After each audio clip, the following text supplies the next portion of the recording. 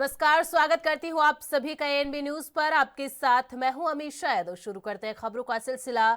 शिमला में सांसद सुरेश कश्यप ने जिला शिमला दिशा की बैठक ली। इस दौरान अधिकारियों से केंद्रीय योजनाओं की स्टेटस रिपोर्ट ली, दिशा निर्देश दिए। इस दौरान सुरेश कश्यप ने केंद्रीय आर्थिक मदद को लेकर हिमाचल सरकार पर निशाना साधा। कश्यप ने कहा, केंद्र प्रदेश सरकार को भरपूर मदद कर रहा है। केंद्र अगर प्रदेश सरकार को मदद ना करे तो हिमाचल सरकारी कर्मचारियों की सैलरी पेंशन देने में भी सक्षम नहीं है। इस दौरान उन्होंने सरकारी योजनाओं के लिए मंदिरों से पैसा मांगे जाने को दुखद चिंताजनक बताया। साथ ही विधायक त्रिलोक जामवाल के ट्रेजरी में केंद्रीय योजनाओं के लिए आए हुए पैसों के दुरुपयोग के आरोपों का भी समर्थन किया। आपने क्या कुछ दिशा निर्देश दिए गए हैं और क्या प्रोग्रेस रहता है? आज दिशा कमेटी की हमारी शिमला जिला की बैठक है और इसमें जो हमारे 41 सेंटर स्पॉन्सर्ड स्कीम्स हैं उनका रिव्यू हमने रखा है।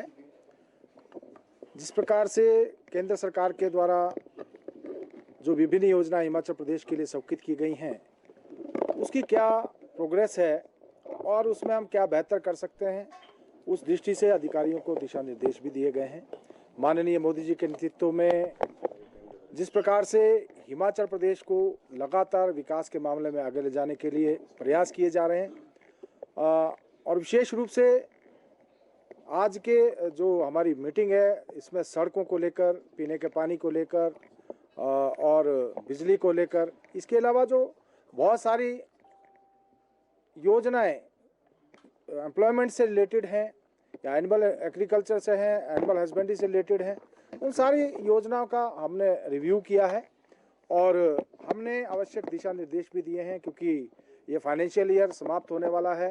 जो पेंडेंसी है उनको जल्दी से जल्दी पूरा करें और जो योजनाएं हैं योजनाएं समय के ऊपर पूरी की जाएं।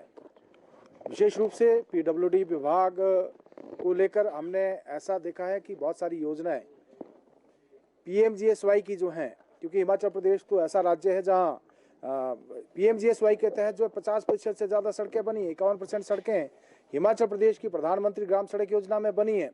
लेकिन जो फेज़ 1 की भी कुछ सड़कें अभी तक जो हैं पूरी नहीं हो पाई हैं। हमने उसका नोट लिया और उसमें आवश्यक दिशा निर्देश भी दिए गए ताकि चाहे पीएमजीएस 1 की सड़कें हैं, 2 की हैं या 3 की हैं, क्योंकि अब तो फेज़ 4 आ गया है और फेज़ 4 की जो है अब स्वीकृति आने वाली है। तो जो पिछले 3 फेजेज हमारे हैं उनके जो काम अभी तक पेंडिंग हैं उनको भी जल्दी से जल्दी पूरा किया जाए। इसी प्रकार से हर घर को नल के माध्यम से जल देने में हिमाचल प्रदेश ने अच्छा काम किया, लेकिन अभी भी जहां पर पीने के पानी की समस्या है उसका निदान किया जाए।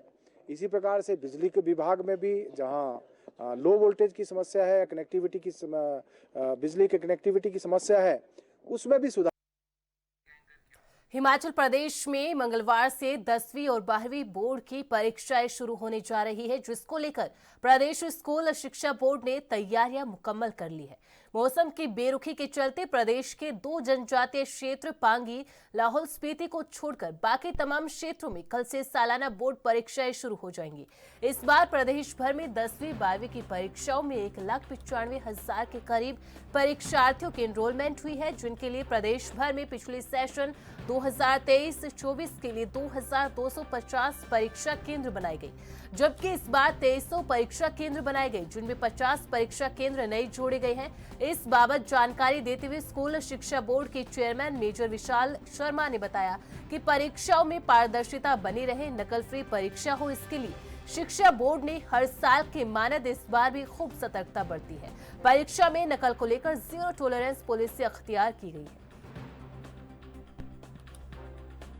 कल से जो हमारी परीक्षाएं शुरू होने वाली हैं उसमें हमारे जो ट्राइबल एरियाज़ हैं जैसे पांगी और लाहौल स्पीति, वहाँ को छोड़ के सब जगह पे एग्ज़ाम मटेरियल पहुँच चुका है और सारी तैयारियां कर ली गई हैं। कल से एग्ज़ाम्स जो हैं इन 2 एरियाज़ को छोड़ के बाकी जगह एग्ज़ाम्स शेड्यूल के हिसाब से करवाए जाएंगे। इसमें 1,95,000 के करीब कोई परीक्षार्थी हैं, मतलब 10वीं और 12वीं के, जो इन परीक्षाओं में भाग लेंगे।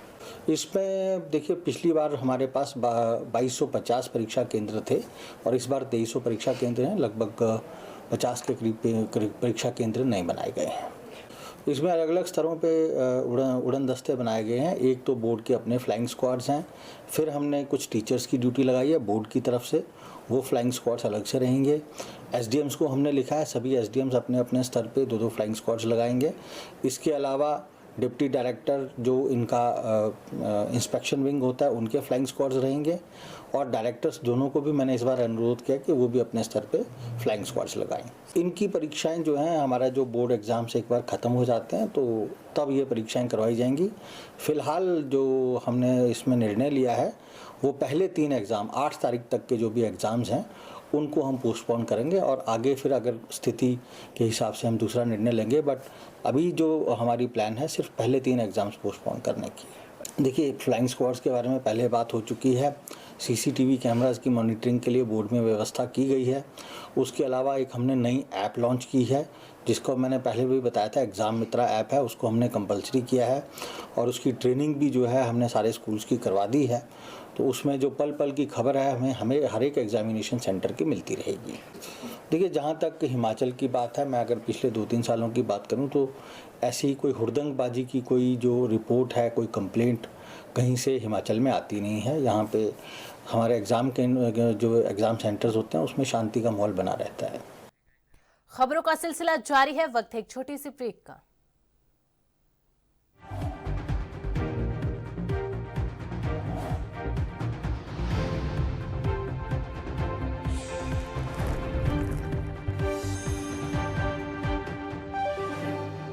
ब्रेक के बाद स्वागत है आप सभी का। खबरों में आगे बढ़ते हैं। हिमाचल प्रदेश में पथ परिवहन निगम के चालक परिचालक संघ के शिमला में HRTCMD के साथ वार्ता विफल रही। चालक परिचालकों का 65 महीनों का नाइट ओवरटाइम लंबित पड़ा है, साथ ही एरियर डीए का भुगतान भी नहीं किया गया है। लंबे समय से चालक परिचालक अपने भत्तों की मांग कर रहे हैं। सरकार के साथ हुई कई मर्तबा वार्ता भी हो चुकी है जो कि विफल रही, जिसके चलते गुस्साए HRTC चालक परिचालकों ने सरकार प्रबंधन को 6 मार्च तक का समय दिया है, जिसके बाद चालक परिचालक संघ ने संग्राम का ऐलान करते हुए चक्का जाम की चेतावनी दी।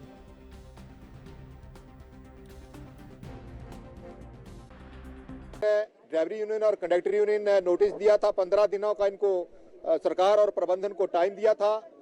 मैं आपको पीछे ले जाना चाहूंगा कि 12 अक्टूबर को माननीय मुख्यमंत्री मोदी जी ने बड़ी बड़ी घोषणाएं की। उसमें कहा कि 59 करोड़ रुपया कर्मचारियों को दिसंबर से पहले दे दिया जाएगा, 50 करोड़ ओवरटाइम नाइट के रूप में, 9 करोड़ मेडिकल रिप्लेसमेंट के भी रूप में, और 5 साल की जितनी भी आपकी पेंडेंसी है उसको 5 साल के अंदर अंदर पूरा कर दिया जाएगा, मार्च से पहले पहले।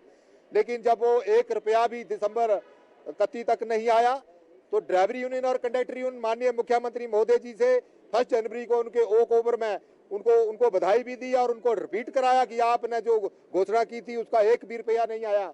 तो उन्होंने एक सगुफा छोड़ते हुए फिर कहा कि आपको 15 करोड़ की लिमिट जो है वो दे दी गई है।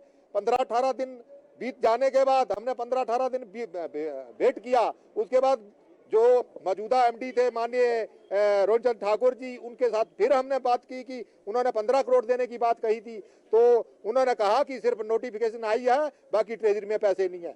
उसके बाद हिमाचल पथ परिवहन निगम के ड्राइवर यूनियन और कंडक्टर यूनियन ने बड़ा दिल रखते हुए रात को 22 तारीख को रात को 8 बजे यहाँ से गए और 23 जनवरी को फिर माननीय मुख्यमंत्री मोदी जी से धर्मशाला में सेशन चला हुआ था, वहां मिले और उनको फिर रिपीट कराया। तो एक झूठ बोलते हुए फिर कहा कि फरवरी 15 से पहले पहले आपके जो 15 करोड़ मिल जाएगा। लेकिन हदें तो तब पार हो गई जब वो फरवरी 15 भी बीती, फरवरी 19 आ गई। 20 तारीख को बड़े दुखी मन से हिमाचल पथ परिवहन निगम ड्राइवरी यूनियन और कंडक्टर यूनियन ने नोटिस दिया कि 15 दिनों के अंदर यानी कि 6 मार्च 2025 से पहले पहले निगम के कर्मचारियों के ड्यूज, 65 महीनों का ओवरटाइम नाइट, 50,000 एरियर की किस्त, 4/9/14 के एरियर और डीए के एरियर और कंडक्टरों की वेतन विसंगति मैकेनिक साइड से पीस मेल को एक मुश्त अनुबंध में लाया जाए।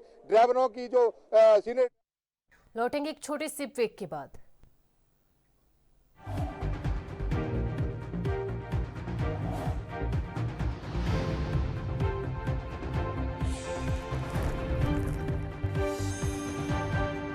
ब्रेक के बाद स्वागत है आप सभी का। खबरों में आगे बढ़ते हैं। हिमाचल प्रदेश के शिमला शहर में एक बार फिर तेंदुए का खौफ हो गया। रविवार रात्रि युवक पर तेंदुए के हमले से लोगों में एक बार फिर दहशत का माहौल बन गया। शिमला के लालपानी बाईपास पर रविवार रात्रि करीब 11 बजे तेंदुए ने युवक पर हमला कर दिया। इससे पहले भी राजधानी के विभिन्न क्षेत्रों में तेंदुआ देखा गया। इस घटना के बाद क्षेत्र के लोग दहशत में हैं और प्रशासन से जल्द इस पर कार्रवाई करने की अपील कर रहे हैं। क्या नाम है आपका? मेरा मनोज शर्मा। मनोज जी, क्या हुआ था कल रात को? तेंदुए ने कहाँ पर आप पर अटैक किया था? मैं शाम को कल गाड़ी धो के नीचे आया, अपनी पार्किंग के पास गाड़ी लगाई और जैसे रोज़ मैं अपनी गाड़ी चेक करता हूँ वैसे चेक की, और जैसे मैं पीछे को मुड़ा तो उसने पंजे से मेरी यहाँ पे जो कॉलर होती है यहाँ पे उसने दोनों मेरी कॉलरें फाड़ दी, पर मेरा हाथ जो है उसकी गर्दन पे पड़ गया। अच्छा। उसके बाद मैंने दूसरा हाथ भी उसकी गर्दन पे मार दिया मैंने। उसके बाद मेरे को थोड़ा सा रगड़ के ले गया वो जी। उसके बाद मैंने उसका मुँह था निचली साइड को, वो मैंने दबा के रखा। तो कितने बजे के आसपास की घटना होगी? ये है कम से कम 11 बजे के आसपास। अच्छा, तो इससे पहले भी ऐसा कुछ मामला आया है यहाँ पे? इससे पहले भी था, उससे पहले मेरी गाड़ी के ऊपर हमला किया था उसने। अच्छा, तो आप इसके लिए गए थे? फॉरेस्ट डिपार्टमेंट में कंप्लेंट की आप लोगों ने? हाँ गए थे। तो क्या बोला फॉरेस्ट वाले, क्या बोल रहे हैं? उन्होंने बोला भी हमारे पास पिंजरे है नहीं है। अच्छा। और वो कार्ड जैसा दे के चल गए भी तेंदुआ मिल जाए तो ऐसा करना और वैसा करना। अच्छा, हाँ जी। तो ये कपड़े हैं आपके? हाँ जी, हाँ जी। अच्छा,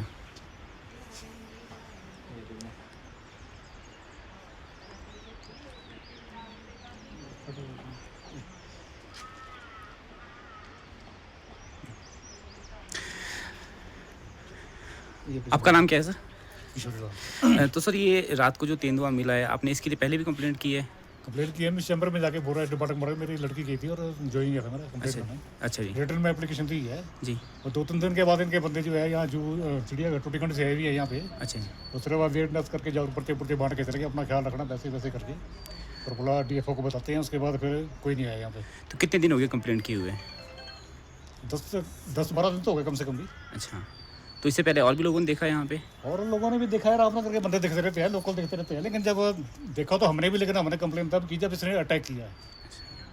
एक बार गाड़ी के ऊपर इसकी अटैक किया और एक बार जब कल तो इसकी पूरा गुत्था हो गया, बिल्कुल शरीर के ऊपर झपट पड़ा, तब हमने दोबारा मदद किया, वो आपको बुलाया आपने। आपका नाम क्या है सर? मेरा नाम बिशन दास। तो कल जो यहाँ पर अटैक किया है लेपर्ड ने लड़की के ऊपर, आप क्या डिमांड करते हैं अपनी तरफ? हम यही डिमांड करते हैं कि ये लोग जो हैं फॉरेस्ट वाले, या तो ये कोई पिंजरा लगाएं या लाइट की व्यवस्था की जाए, कैमरे वगैरह लगाए जाएं, ताकि उसका पता लगे भी वो हिंसक है या नहीं है, और उसको पकड़ के कहीं चिड़ियाघर में छोड़ा जाए। चीते देखे गए हैं यहाँ खड्ड में, दिन के टाइम पे भी इसने 2-3 बार अटैक किया है और 2-3 कुत्तों को उठा के लेके गया है। तो हम लोग सब डरते हैं, बाहर निकलने से घबरा रहे हैं, बहुत ज़्यादा घबरा रहे हैं। कभी भी वो किसी के ऊपर भी अटैक कर सकता है। तो यहाँ झाड़ियाँ झुड़ियाँ हैं, तो आपको हमने डिमांड दी थी कि ये झाड़ियाँ कटवा दें, तो शायद आज कॉरपोरेशन वाले आएंगे। तो हम चाहते हैं भी वहाँ लाइट की व्यवस्था भी की जाए और पिंजरे वगैरह सब लगाए जाएं। फॉरेस्ट डिपार्टमेंट इसके ऊपर ध्यान दे। आपका नाम क्या है जी? वंदना शर्मा। वंदना जी, यहाँ पर जो लेपर्ड देखा है। बुलेटिन में वक्त तो चला एक छोटे से ब्रेक का, जल्द हाजिर होंगे।